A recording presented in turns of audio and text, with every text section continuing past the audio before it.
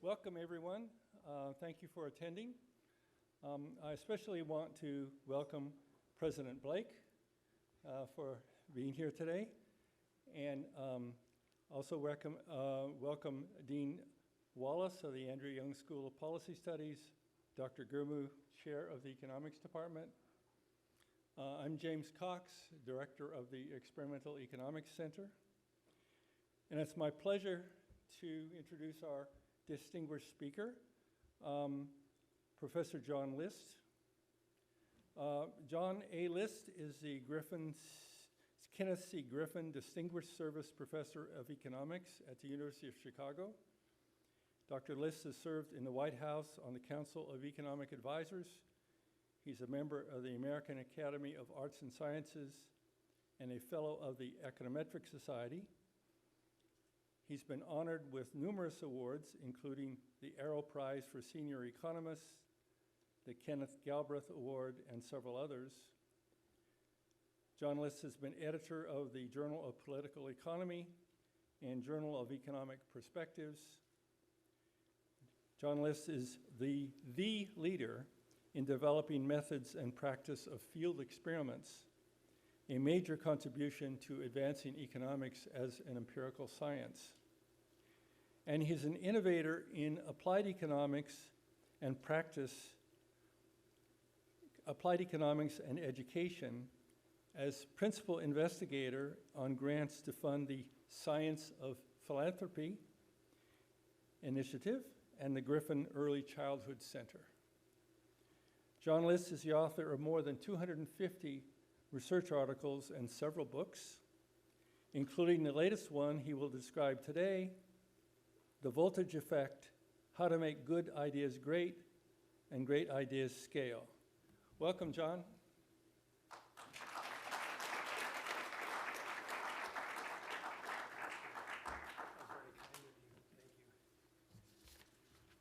Okay, that was very kind. It's always hard to come up here after you get a great intro like that, but I first want to say it's great to be back. And Mr. President, thanks for coming. You have a fantastic group of economists here, and I know because two of them have been important mentors for me, both Jim and Glenn. Glenn Harrison, very early on, was a believer in field experiments, a contributor, an important contributor and co-author of mine. And without people like Glenn and Jim, I don't think I stand here today. So I want to thank both of you from the bottom of my heart for everything that you've done for me. And I'm just going to make a plea to the president and the dean that this is a group to invest in. And this is a group to invest in because you have world-class economists here. And I know how fragile that is. I've been in 4 or 5 different departments myself, and I've seen the fragility of those. And keeping this group together, I think, should be top priority. So I want to say thanks a lot, everyone, for coming, and let's get started. Okay, so what am I going to talk about today? Today I want to talk about the new book titled The Voltage Effect, and I will tell you what I mean by voltage effect in a few moments.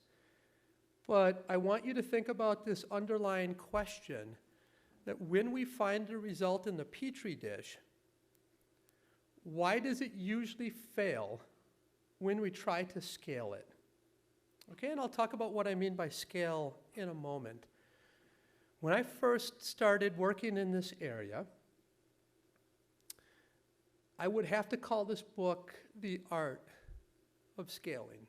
Because whether it was in the White House, yeah, I'm the current chief economist at Lyft, and before that I was a chief economist at Uber, it would be typical artwork and using art to think about scaling, move fast and break things, fake it till you make it, throw spaghetti against a wall and then whatever sticks, you cook it, right? And literally some data are cooked in that world as well. We see that with Elizabeth Holmes and Theranos.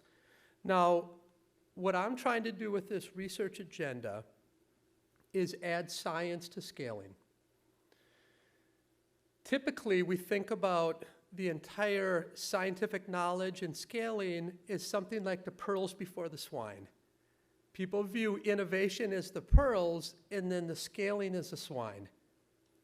I think because of that mentality, we remain with poverty, bad public education, discrimination, because from the very beginning, we haven't taken seriously that we should be thinking about scale and thinking about scale in our original designs, okay?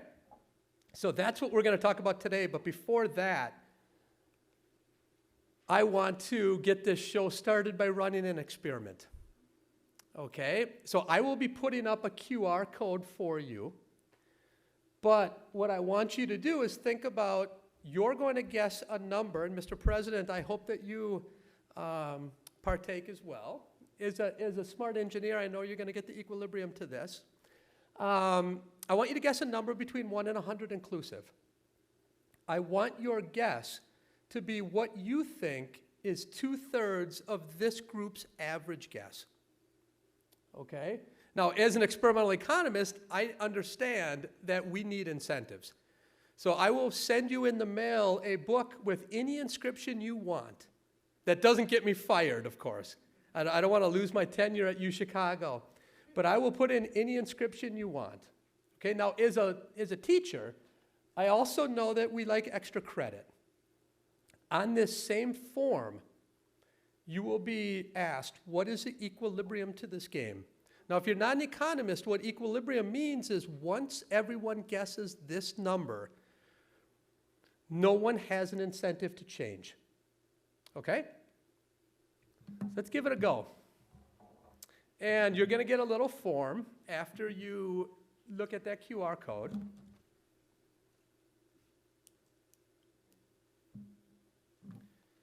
And that form is going to ask you to insert your email, and I promise I will not sell any emails or send you spam. Hopefully you're all getting a free book from today anyway, because Jim was so kind to fund the folks. Is that right, Lucy? The folks who are here are going to get a book? I donated it. Well, I don't like to. Okay, I like to give people who are here credit. So Lucy and Jim donated it.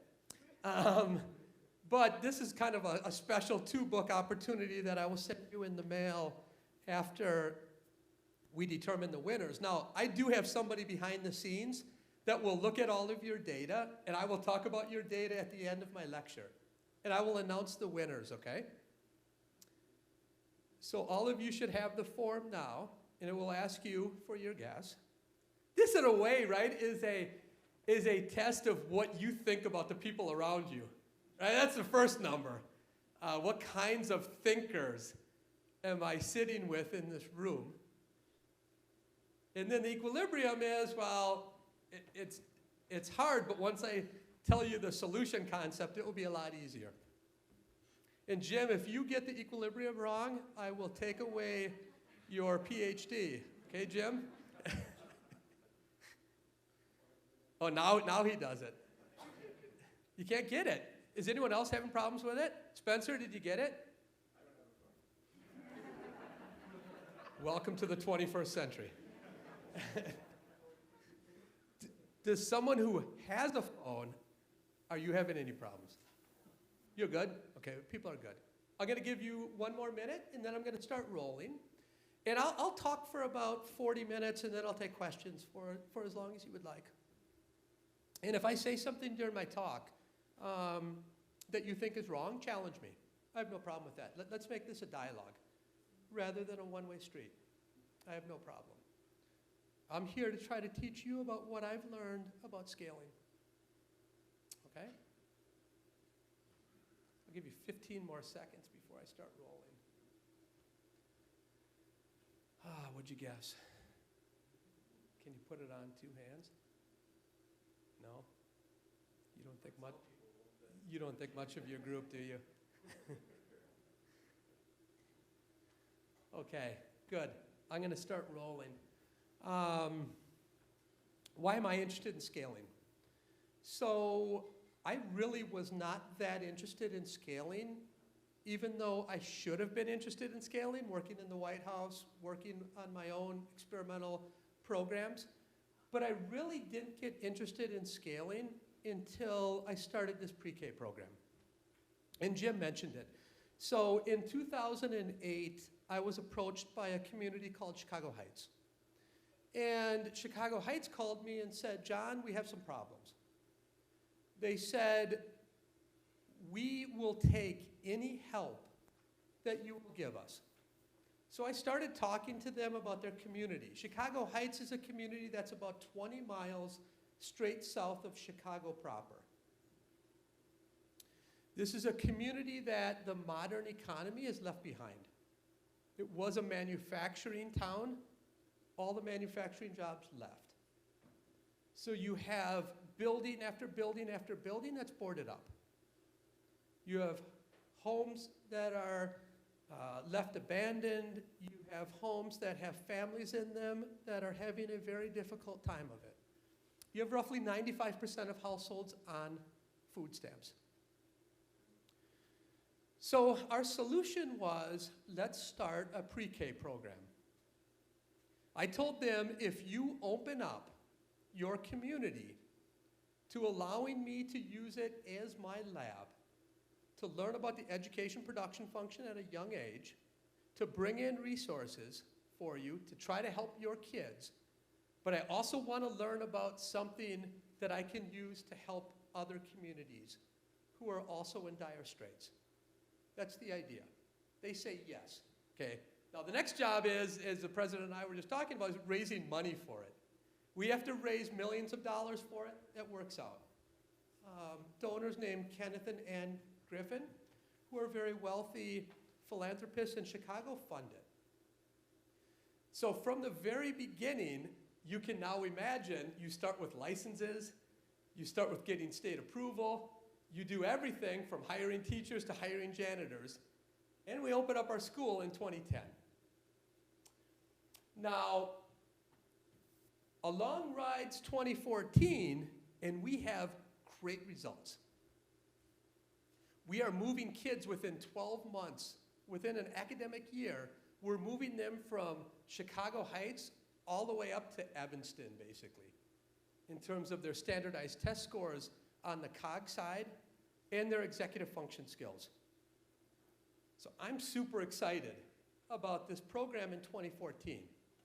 By the way, this cohort, they are sophomores and juniors, and we're still tracking them. Okay? So next time I come down, I can talk about reversion, what's reverted, what hasn't. Okay? Now here's where the slap in the face happened. I go out and talk to policymakers and tell them I have this curriculum that Roland Fryer, Steve Levitt, their partners on this project, and I have developed. We've developed it using field experiments, and I want the whole world to have my curriculum. I'm not interested in selling it. I'm giving it away for free. Here's a slap in the face. Professor List, your program looks really good, but don't expect it to happen at scale. Now you can imagine, I've been doing these field experiments for a long time. I think, what? I did exactly the same things that Chicago Heights would have done. Right? When I hired teachers, I hired just like Chicago Heights would hire. I did it on purpose. It wasn't an efficacy test from the start. It was trying to replicate what a community like Chicago Heights would do. I'm not hiring 30 great Harvard teachers to teach here. I'm hiring people who Chicago Heights can get. So I say, push them. Why?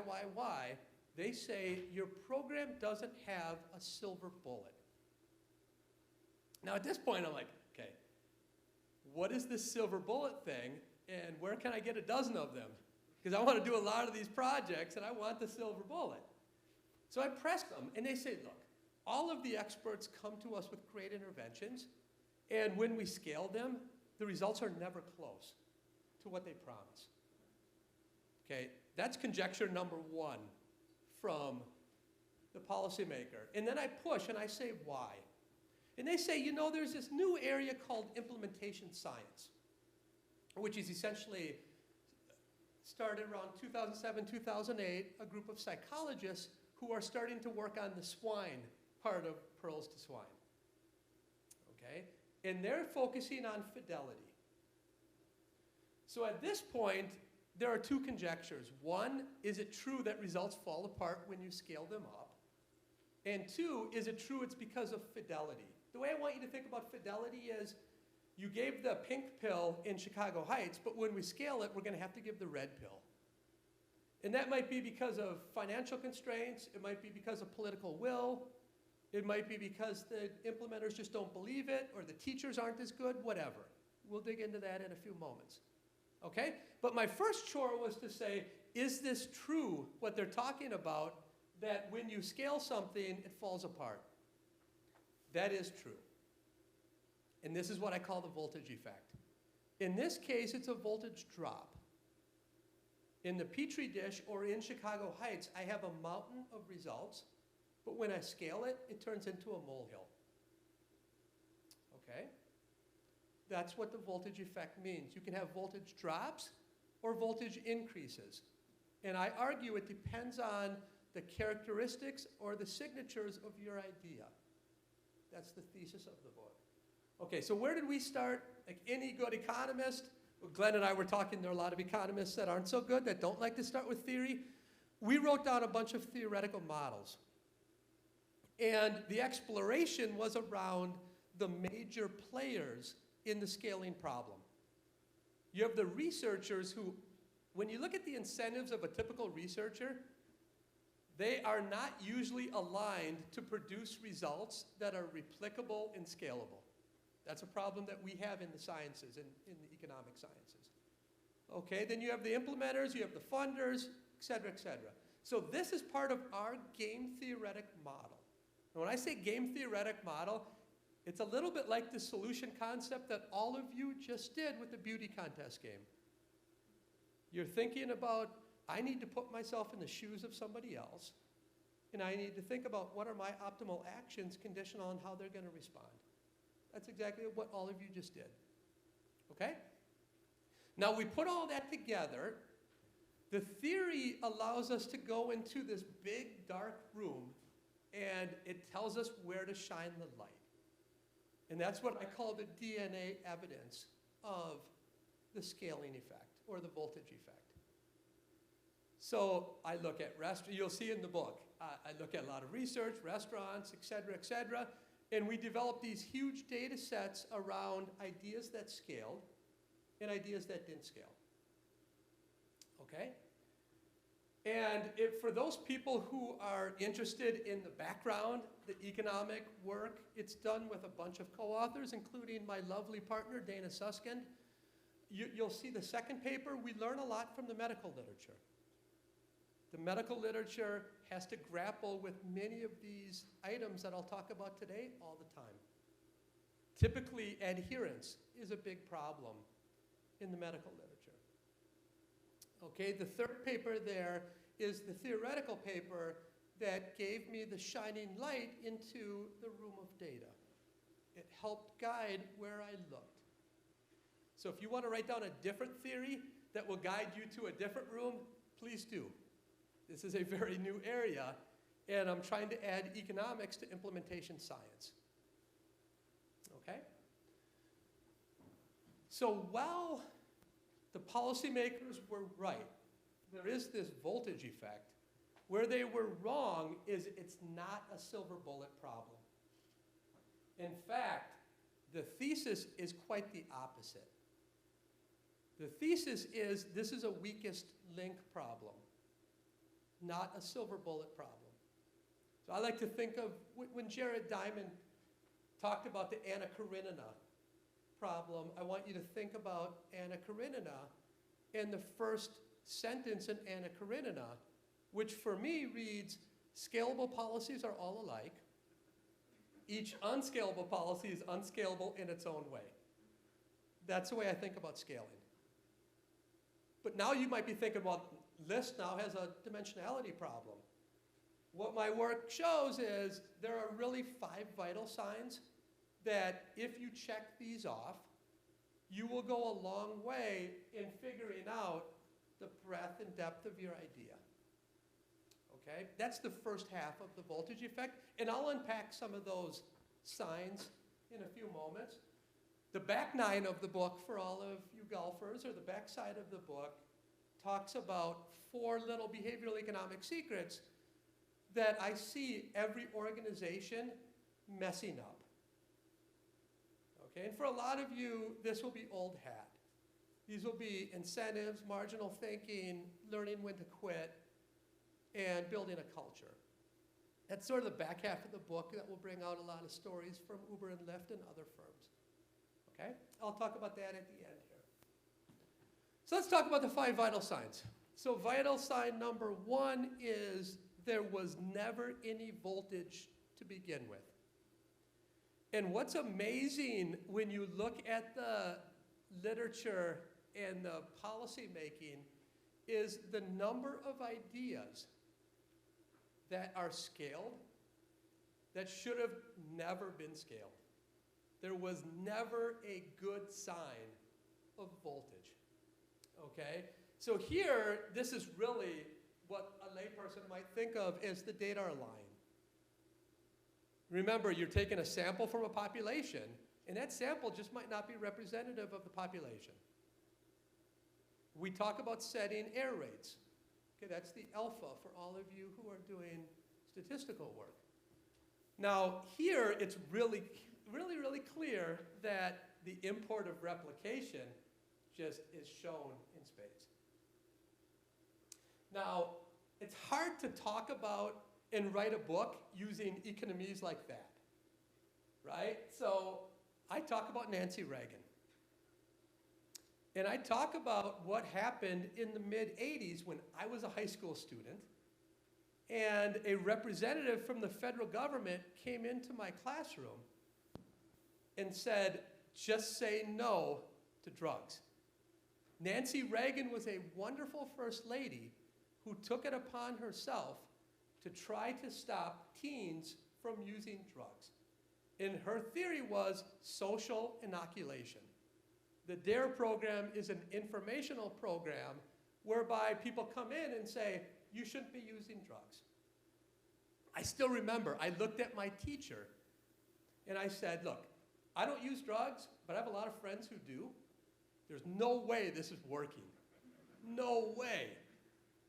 Teacher looked at me and said, John, you might be right, but they have data. They did have data. In fact, they had a really good data set. This would be a great punchline if I could tell you they had 20 people in treatment and 20 in control, and then everyone would laugh. That's not this story. They had 1,777 kids from Honolulu in that study. And as far as I can tell, the study was done well, and it showed signal. The problem is, when you go back, it doesn't show any voltage anymore. When you try it in LA, it doesn't work. Anywhere else, it doesn't work. It was just an incredible, unlucky episode for Nancy Reagan. We spent millions and millions and millions of dollars and all kinds of wasted time. Now, you might say, look, the whole thing was misguided anyway. Let the teens use drugs. That's not my point. I don't care either way. My point is, she tried to use science and tried to do the right thing. But one study, I wrote a paper, one swallow doesn't make a summer. We should be thinking about updating our beliefs about this kind of program. And then when we update it enough, it's the truth. We didn't do that in this case.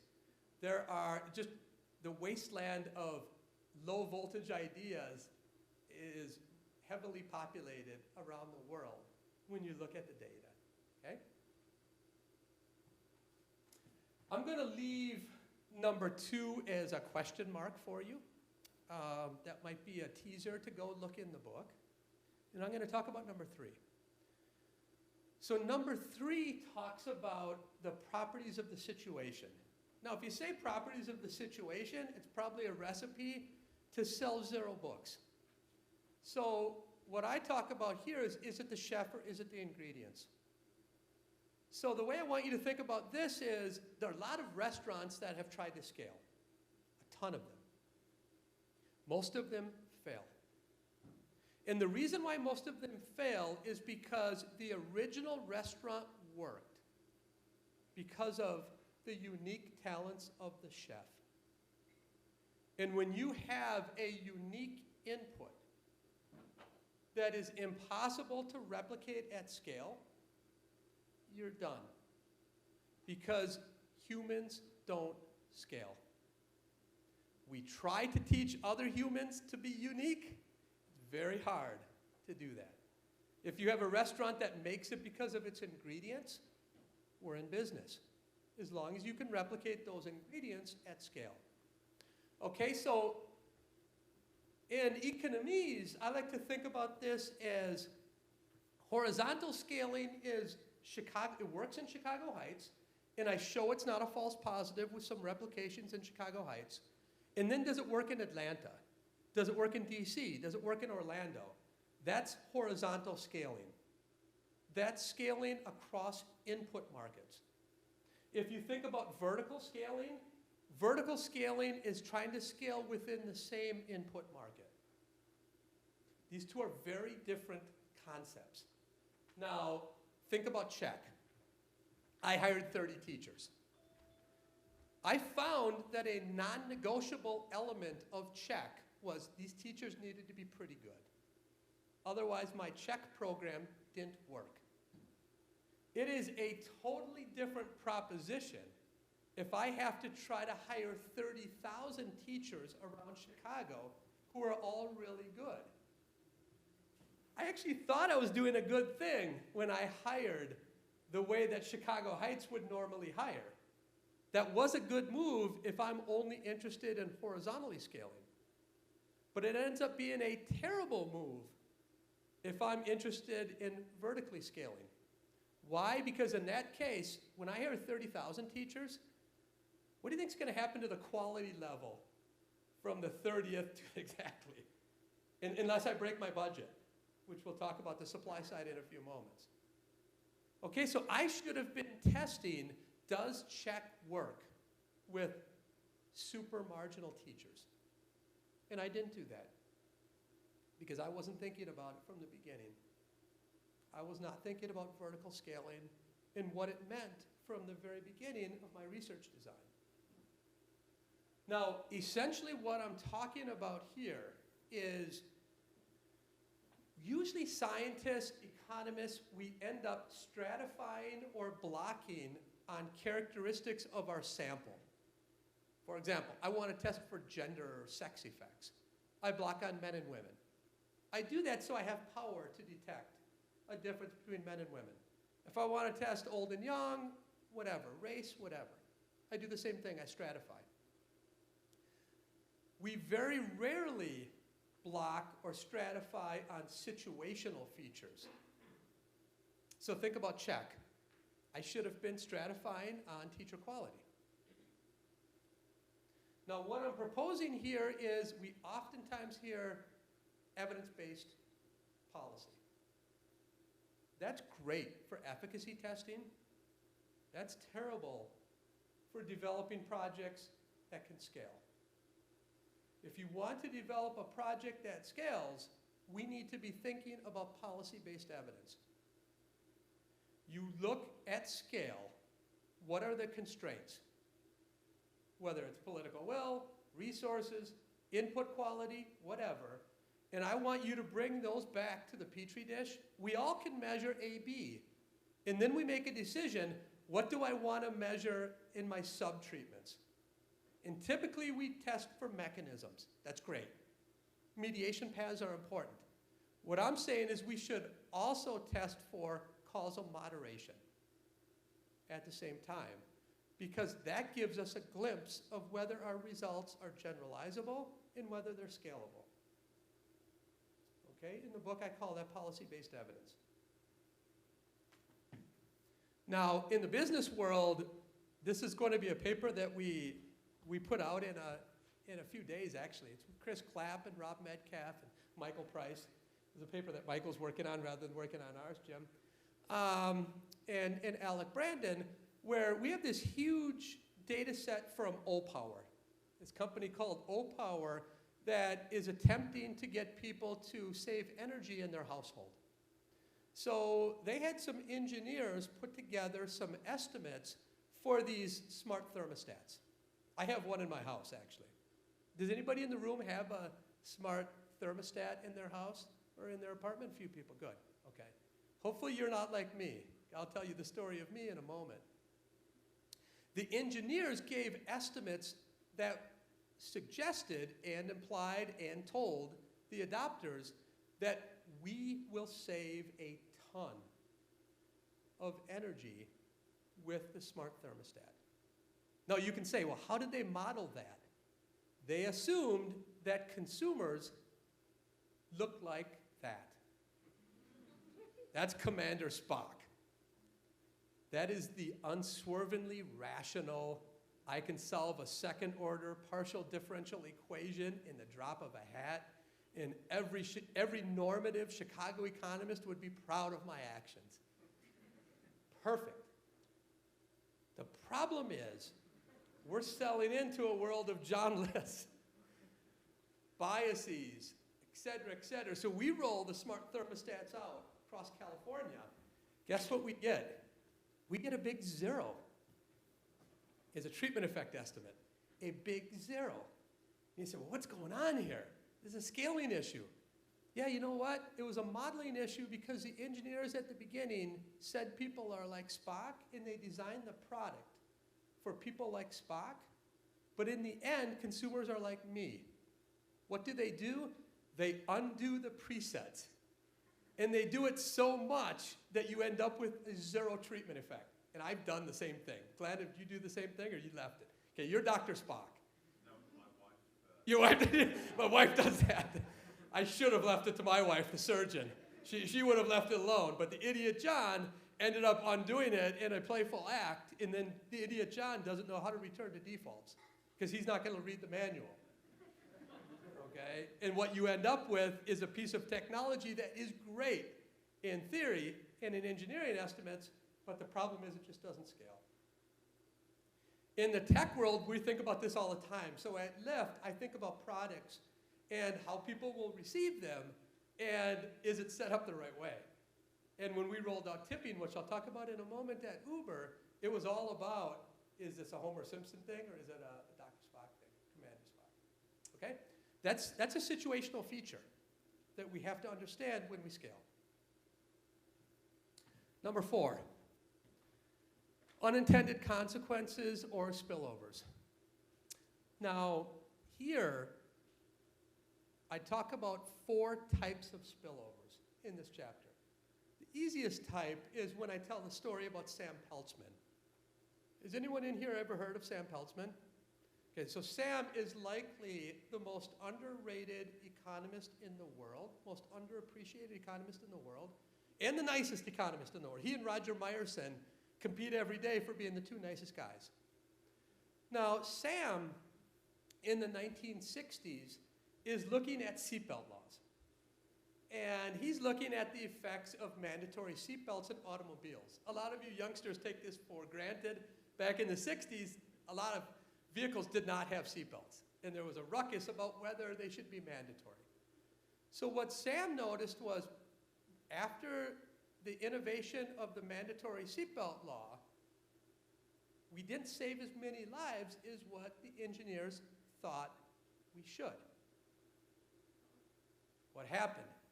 People started driving more aggressively. That was the first unintended consequence. This has become known as a Peltzman effect. And in that chapter, I celebrate Sam for that innovation. And you see this, when I worked in the White House, we did this for the EPA when people wore helmets on their bikes. Guess what happens in that case? The biker not only drives more aggressively, but the cars do too. And the cars drive closer to you when you're wearing a helmet.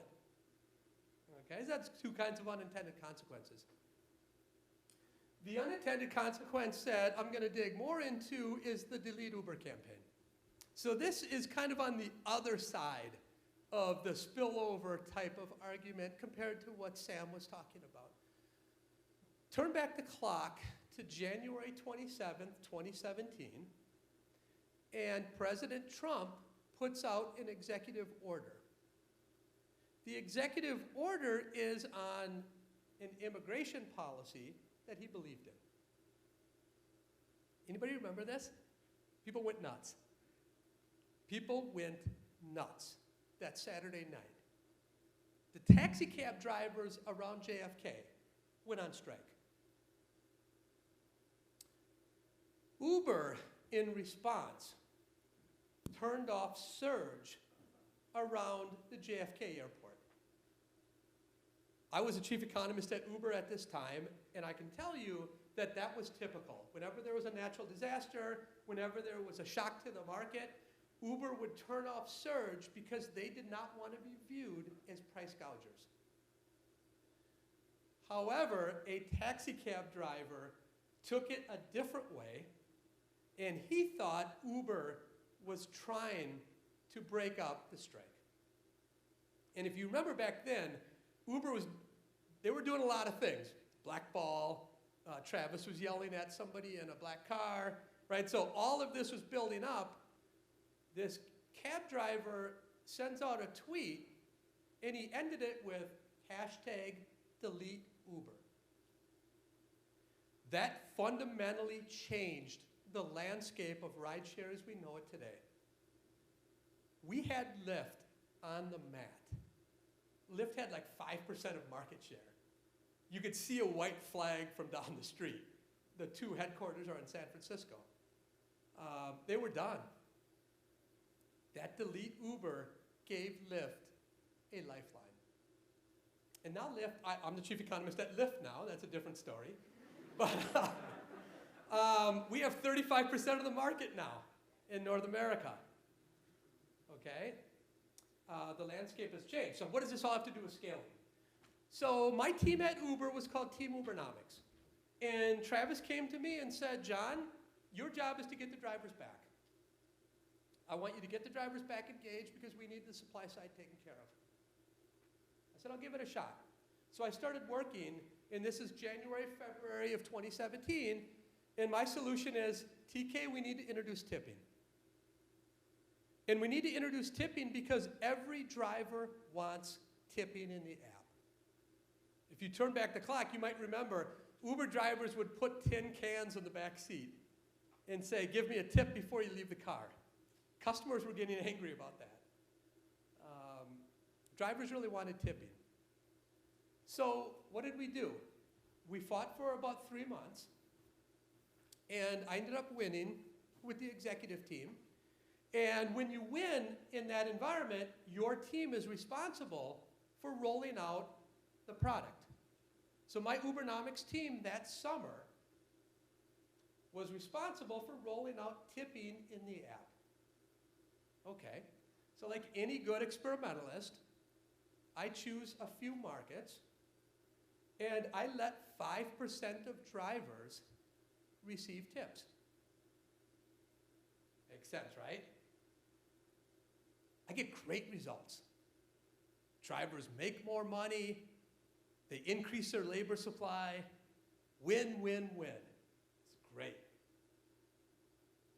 Then we rolled it out to every driver in the marketplace. What do you think happened then? Drivers were super happy, the labor supply curve shifts out, voila. It shifts out so much that drivers are driving around emptier more often, and that shift undoes all of the positive wage effect that we observed in the 5% experiment. All of it. And that became the new equilibrium. The market came to a new equilibrium whereby the wages per hour were identical to what they were before tipping. That's a paper that you can see with Jeff Wooldridge and a few other co-authors, where it was a cross-city experiment. But it shows you another kind of spillover that we need to try to recognize. Now, this was predictable here, because I did it with 20%, 40%, and 80%, and you could see it going away slowly. You could see the general equilibrium effect happening. So this was predictable, but drivers wanted it. So we did it. Now, in check is a totally different kind of spillover, really neat kind of spillover. For all of you experimentalists, I had probably the most glorious Sattva violation you can imagine. So when we run experiments, we have 4 exclusion restrictions. The first one is Sattva. No spillovers, that your outcome is not a function of somebody else's treatment. That's the first part of Sattva. In our experiment, we had this great result whereby if you were in the control group and you lived nearby enough other treatment kids, it was like you were in treatment yourself. It's called The Social Side of Human Capital Formation. It's a paper that we put out about a year ago, but that's now going to be high voltage, isn't it? Because the original design gives a pessimistic view of the program, and when you scale that up, you're going to have these great spillovers. Okay? We viewed the program too pessimistically because the control group is doing too well in those early papers that we wrote because of this great spillover. Now, the 5th bucket, I'm going to leave it to you and your imagination, but you know that the first 4 buckets, you don't know this because there are a few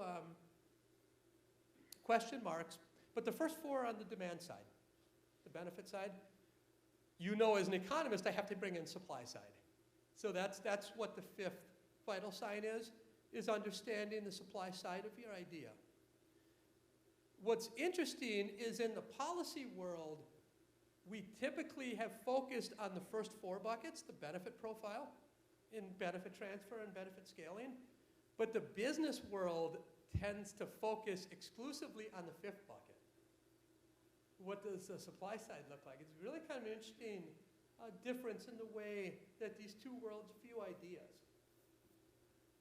Okay, so let's talk a little bit about the 4 little secrets. The first one is it digs into some of those Uber tipping data. The facts about the tipping is sort of remarkable. 3 out of 5 people never tip in Uber. So 60% of people never tip. Only 1% of people tip every trip. Now, if you believe some of the results from the economics literature on social preferences, you might think that these are crazy, right? 60% of people are always no, and 1% of people are always yes. That's not what I'm seeing from some of the games in the economics literature, you might think. Okay, so I talk a little bit about non-financial incentives, the framing of incentives, and I try to go beyond using incentives just in a pecuniary sense in this chapter. Number 2 is something that you see all over, and you've all learned it. We always teach you, think on the margin.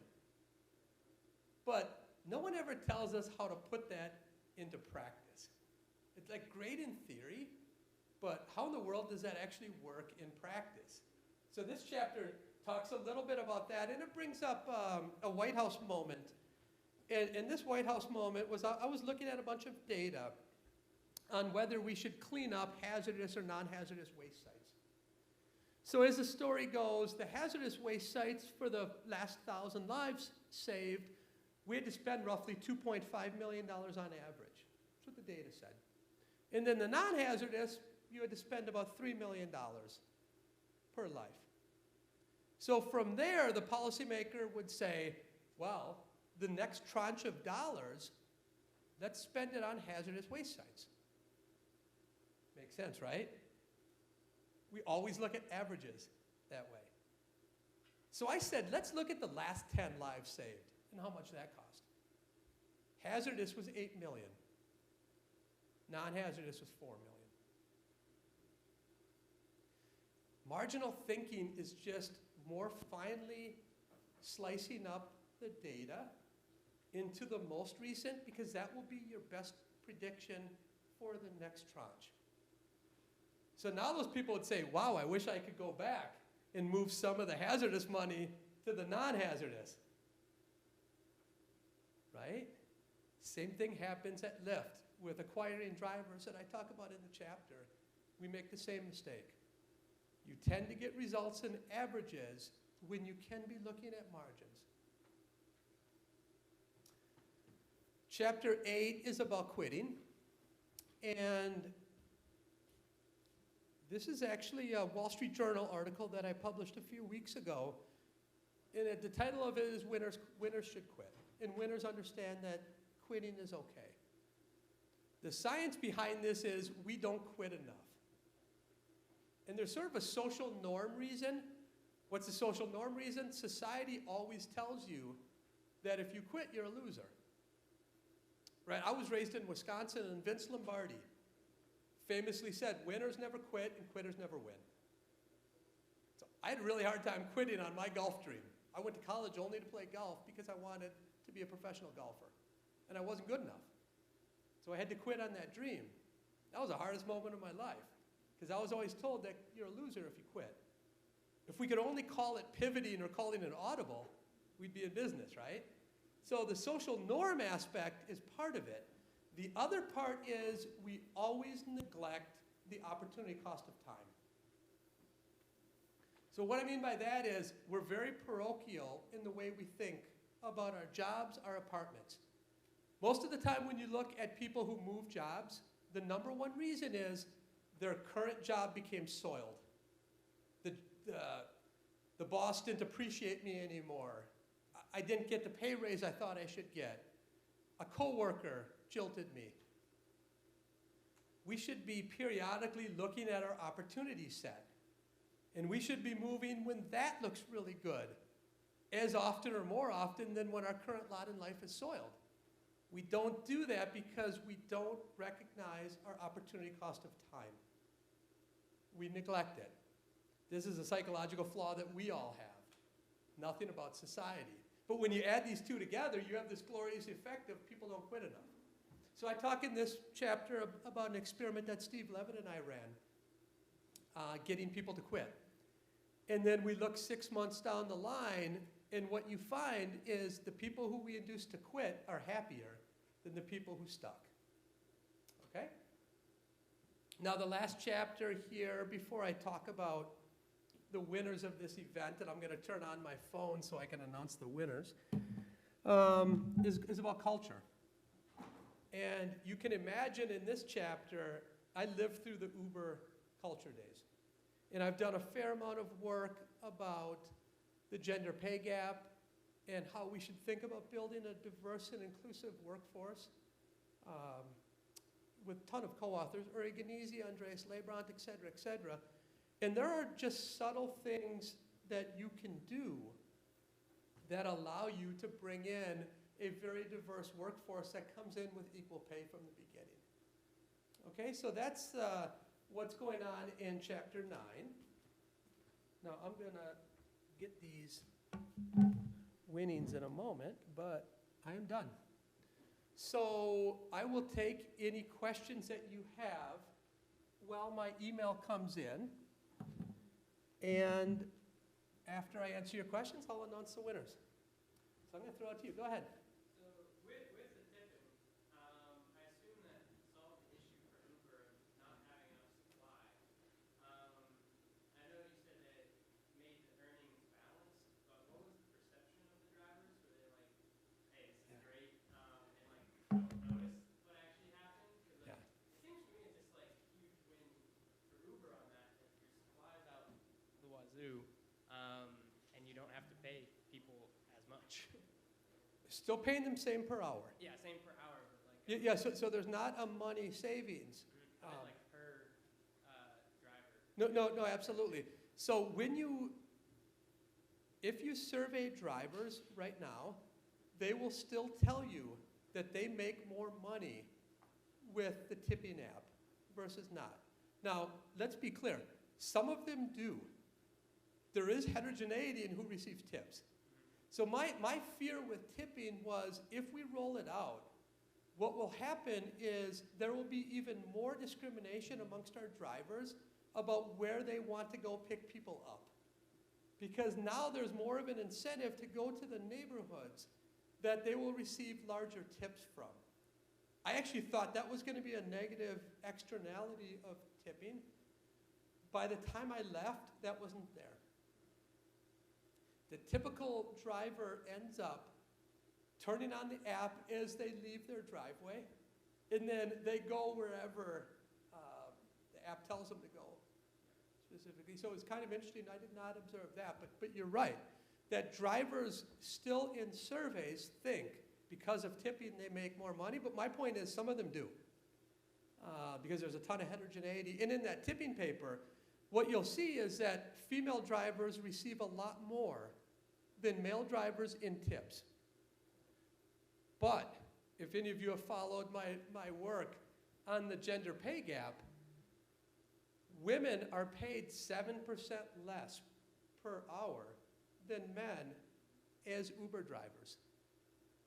So there is still, even though you don't have wage negotiations, you don't have, promotions, et cetera, there's no discrimination on the app, you still have that men earn 7% more than women as Uber drivers, and the tipping effect only makes that go to about 6%.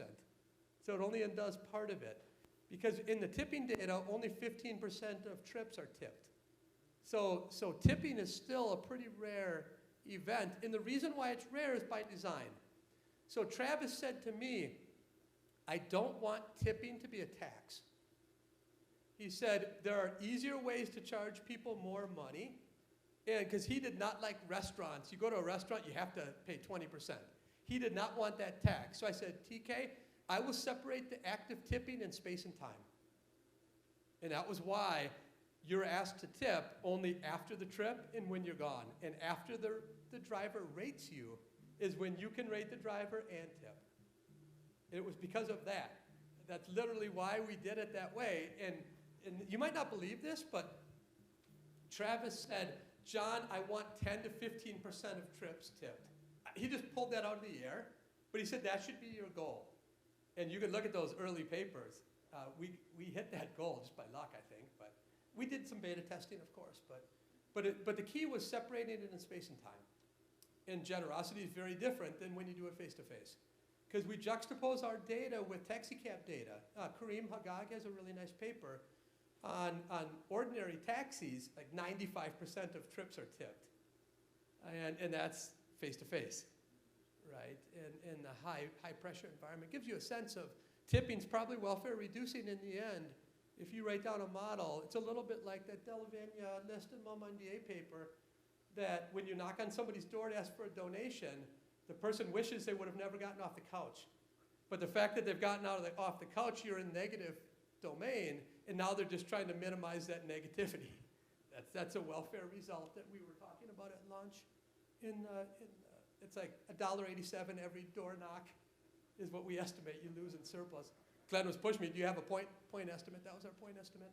But thanks for your question. Yeah, go ahead. So did Lyft always have a tipping policy, or was it also Lyft always did. Lyft always had tips from the very inception. Lyft, you might remember this, but at the beginning, cars used to drive around with a pick mustache on the front. Because that was Lyft's MO. That's true. So Logan Green and John Zimmer are two of the nicest people in the world, and they are pink mustache people. And they took them away because the pink mustaches started falling off cars and causing accidents. But they still run the business in that way and the culture in that way. So they started from the very beginning having tipping. Do you know what the percentage? Sorry. It's the same when I looked at the. Same as we're Zippo? we're writing a Lyft study. We've done some. I've been at Lyft now for 4 years. Same thing. Yeah. So if you looked at our 2 tipping papers and look at the book, it's chapter 6. All of those facts will go to Lyft as well. Yeah. Go ahead. I think I want to step away from the tipping. Sure. When a more grand scale or ambitious question. So, do you think that sometimes it's maybe the economy skill set which is falling short? So, when I'm thinking of the Heckman project, for instance, it seems like they. Wait, the Heckman project. Yeah, what yeah, project was that? Well, I mean, the research that Heckman is doing, and it seems like.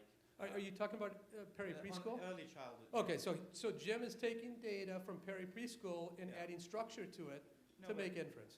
Well, in general, I mean, that line of research, it seems like the last piece of evidence we need, or there's never the last piece of evidence, but it seems like they're grasping for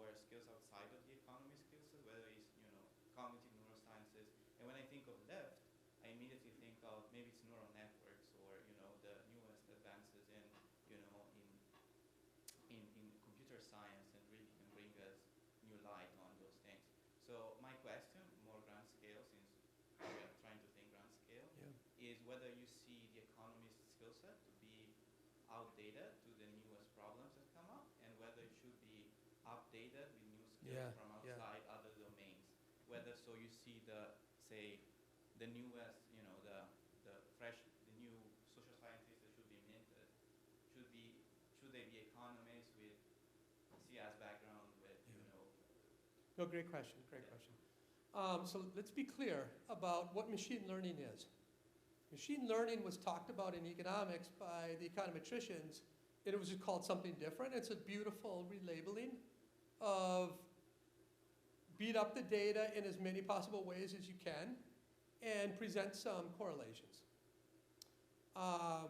That said, the economist has always been better at thinking of using theory to drive, let's say, how I examine the data and also trying to come to a causal estimate. Okay, let's stop there and say, John, who do you hire at Lyft as your workers? The people who I hire there are people who have a joint degree in econ and comp sci. And the people who go on to get PhDs end up having econ and math.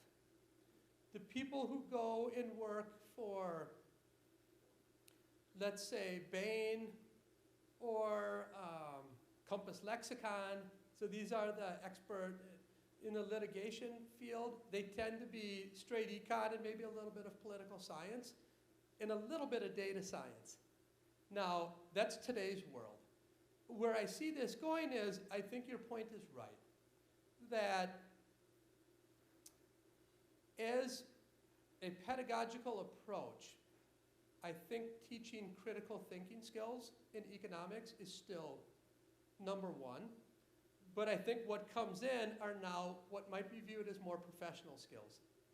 Ways to examine data, ways to explore data that are cutting edge in other fields, where econ is some years behind. But using comp sci skills, much the same way we use psychology now in behavioral economics.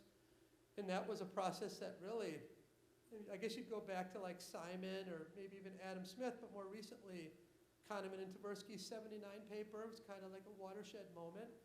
And then we used more psych. And I think we'll begin to use more sociology when it comes to network and trying to understand. The problem with machine learning is really that there is no interpretation of the neural network weights.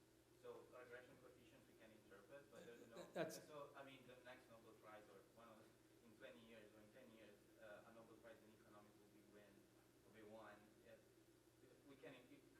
We cannot still interpret the weight from a neural network model. When we can do that, that will change the landscape of social sciences. So Yeah, I'm less bullish on that changing the landscape about knowing the weights, but it's a lot more than just analyzing data that are correlational in economics. But I take it that it's a good result. Like game theory kind of changed the landscape, right? And experimentation, I think, did a bit too. But yeah, but I think your point's right. Is that we should be thinking about these skills for tomorrow rather than what's worked in the past, and I think you're going down the right path. I think that's fair. That is very fair. Okay, let me announce some winners. First of all, somebody tell me, what do you think the equilibrium was to that game?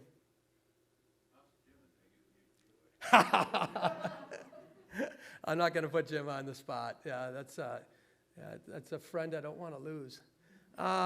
Let's take a shot at a student who's never taken a. What's that? That's a friend I don't want to lose either. Let's go to neural networks. What do you think? I mean, I try to do back propagation, so 15, I said. 15 is equilibrium. Let's talk about that. If everyone in the room chose 15, would anyone have an incentive to change? If everyone chose 15, that means I randomly choose one of you to win. And there are probably, 80 people in here. Is there a better strategy for you than to have a 1 out of 80 chance to win if everyone else chooses 15? What do you think?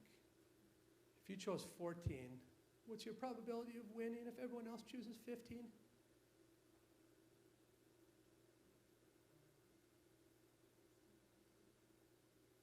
Let me just ask the group, just to make sure, maybe I just explain the rules. If I choose 14 and everyone else chooses 15, Who wins guaranteed? Me, right? I do. So 15 can't be an equilibrium. Use iteration now and iterate down. Where do you stop? 1. Okay, in the winner, there were several people who guessed the equilibrium of 1. And I'm going to mispronounce this, I'm sure. Yue Duan? All right. Folks, give her a hand. Good work. How did you reason through the equilibrium? At first I think it's no equilibrium and it only allows me to put numbers, so I put 1. Oh, you were going to put no equilibrium. A lot of times people put 0, and then I say it's out of the choice set. An equilibrium has to be within the choice set. So congratulations. We'll be emailing you. And do you have something in mind for an inscription? Anything exotic, like you're the best game theorist since John Nash? That could be pretty good. Or John Maynard Keynes wouldn't have gotten that. Remember, this is a beauty contest game. Exactly. Now, I think where you were going is the best guess, neural networks. And usually 15 is with a group that thinks that everyone else is really smart around them. So 15 is what you get when you go to MIT.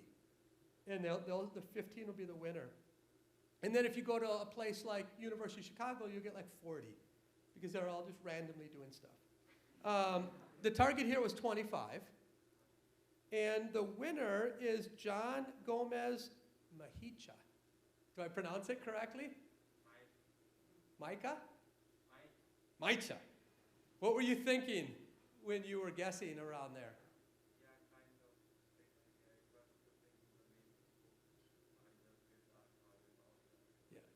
The way that I kind of think is I look around and I say, are these a bunch of monkeys who are just randomly guess? If they are, the mean's going to be 50, and I better say 33. So what's interesting is in your data, a lot of people chose 33. So I know what you think about everyone else in the room. Now, the people who are like one step ahead will say, look, everyone else is going to think people are viewing this randomly, and they're going to say 33. So what am I going to say? 22. And then the next level will be, they think that they think, so I'm going to choose 15. Maybe that's where you were getting 15 from, is like, it's a third level thinking, right? I mean, I think that's the level that even gets people here above average in terms of IQ and stuff. I thought that they would stop there. Yeah, stop a little bit earlier. I mean, if I were them, So you probably guessed 15, right? No, that's an empirical outcome that's distinct from a theoretical equilibrium, right? Which is useful for an economist toolkit to understand about where we're going with this. So again, you will receive an email, John. Thank you so much. Did we give John a hand? I think we did, right? Now give John a hand. I don't want to be a misandrist. Congrats, John. And I'll take any questions that you have. And I want to say thanks a lot, everyone. Lucy, you have been a charm. Thank you so much for arranging all of this. Rosalind, thank you. You were just A++, so thank you very much. Thank you for coming, John. I have an announcement. That's the only reason I'm here. So we are game theorists and experimentalists, so we did it in that way and had all these colors. Rosalind and the team and Sharad came up with that idea. So some of you got a paper that said, thank you for coming, and others got, you won. So this is how we're going to do it. All those that got your won, your books are already signed, you will just head outside. But we have a surprise. All students in here will get a book. So. No, I like that. You're going to join, and John will sign for you, okay? So you will join in line at the table outside, and thank you all for coming. Do you want to say anything, Jim?